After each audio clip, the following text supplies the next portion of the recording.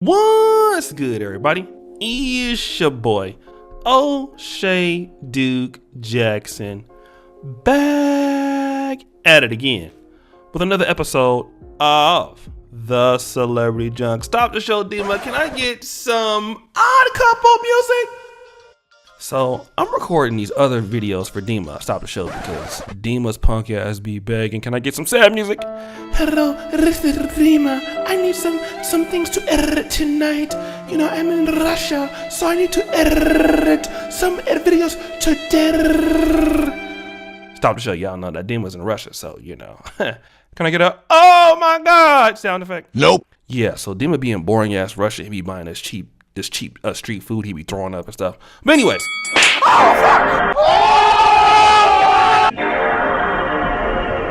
So I was looking for the content to edit, and then I got a notification from my boy, Solo TV 84. Give him a round of applause.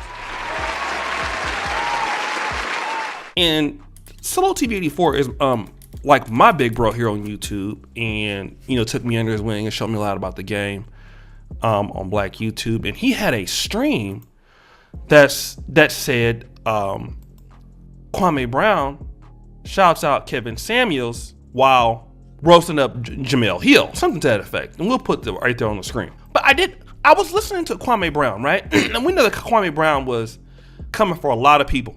But Kwame Brown, what happened was Jemelle Hill, either he mistook what she said about You Chose Violence. I think she said about the Game of Thrones. But basically she was trying to insinuate that Kwame Brown is a violent person. And Kwame Brown checked her on that, okay? That's what she was saying. And I think what she was saying, that it's an expression. She didn't call him violent. He chose violence and stuff like that. But Kwame Brown, I mean, whether he misunderstood what she was saying, one thing is true of Jemelle Hill. Kwame Brown is right, okay? And I want to use this particular IG clip to let him say what he was gonna say, and then we'll come. Jemelle Hill. Good morning.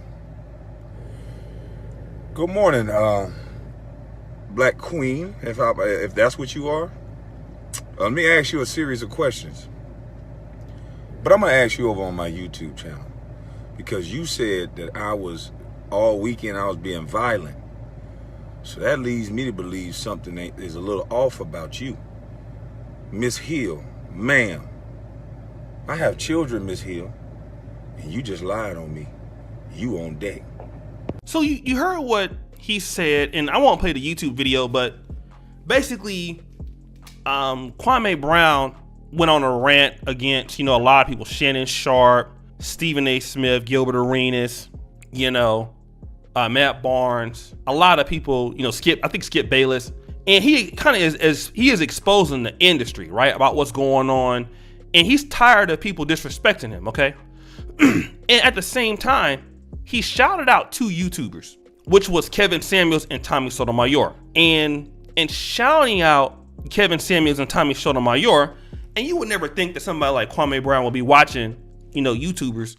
But the two things that Kevin Samuels and Tommy Sotomayor have pointed out about people like Jemelle Hill is that Jemelle Hill and sisters like her, and I'm not saying all black women, because we have a lot of black women that stand in the gap for black men, okay? They might not get the credit they deserve, but all black women are not going to run out there to the white man and start talking bad about us, although some do. Kwame Brown points to the fact that you will use your liberal platforms, you know, because they always talk about how black men are practicing white supremacy. But Jemelle Hill will go out there on the liberal platforms and destroy black men, get involved in the black man's issues. And you need to stay out of that, right? Actually, I'm going to read what he had to say. Dave music! You're trying to use your little liberal democratic talking points. That's because I'm challenging these brothers on how they destroy black men. I use my words, and you use the word violence. That's the narrative you want to put out, man. I think you're exposing yourself. And basically what he's saying is, Steven Jackson is a bad example of black men. He's always high, dressing like a thug. Matt Barnes ain't even black. He's also a simp, all right? And that Jemelle Hill and people like her, they will always use their ESPN platform, stuff like that, to try to belittle black men. And I think that's what YouTubers like Tommy Sotomayor and Kevin Samuels have been pointing out as one of the talking points, even the black manosphere, that it's going to be hard to work with black women when you have the ones who feel that a lot of black men are just not worth respecting. Okay, and that's what it is. One like Jemelle Hill, that's why he said that she probably has a white zaddy.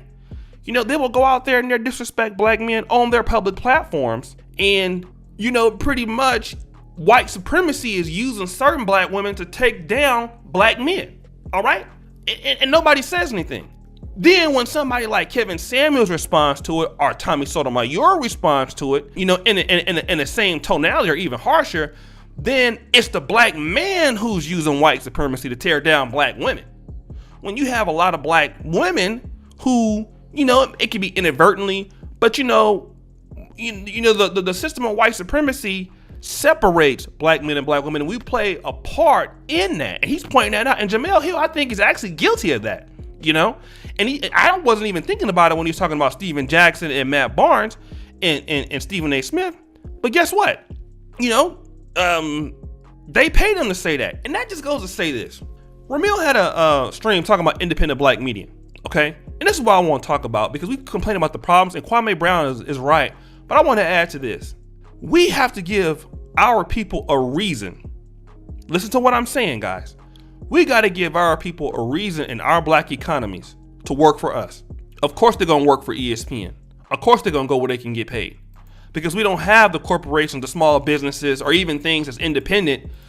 Our people just are so intimidated by doing something in the black community or a black business.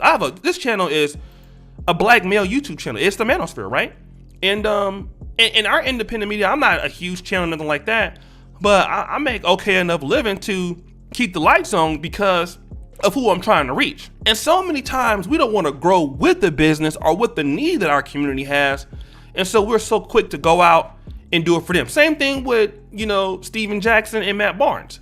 I believe their podcast is owned by Showtime. You mean to tell me that these guys didn't have enough money to do that by themselves independently? And this is what I'm talking about.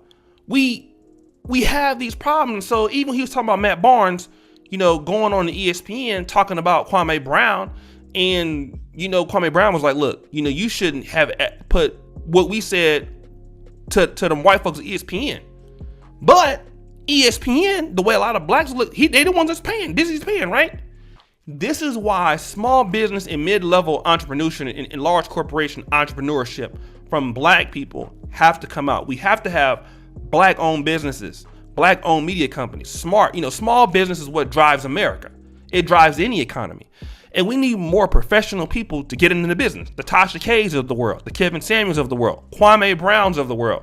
We need independent media to generate that income to build up to what's coming, because that can be replaced. And the biggest opportunity for African Americans is in their own communities. All right? The biggest opportunity for money to grow is with our people. And we just have so many people that will, rather go and work for them, like the Breakfast Club. And Damon Dash was talking about this some years back. DJ Envy got offended when he was like, well, you want to be an entrepreneur, but you work for them. And Breakfast Club is owned by, I think, is it Clear Channels Solutions or something? Anyways, the Breakfast Club is owned by white people. Okay? It's owned by white people. So you talk about black issues, but you're owned by the white folks own it. Why is it that you can't own it? Why not? I just don't get it. It's owned by iHeartMedia, actually. So this is what we're talking about. Until we own our own stuff, then you're going to have people going over there. Then when we own our own things, we can have the conversations that we need to have for our black community. Otherwise, we're never going to have what we need. So guys, what do you think? It's your boy, O'Shea Duke Jackson, back at it again with another episode of The Celebrity Junk. I really appreciate you for all that you do. Subscribe, hit the bell, check out the first comment at the top. And as you know, the buffoonery remains at an all-time high. Don't forget the Black Perfect t-shirt. Check out the Patreon, guys. Check out everything there.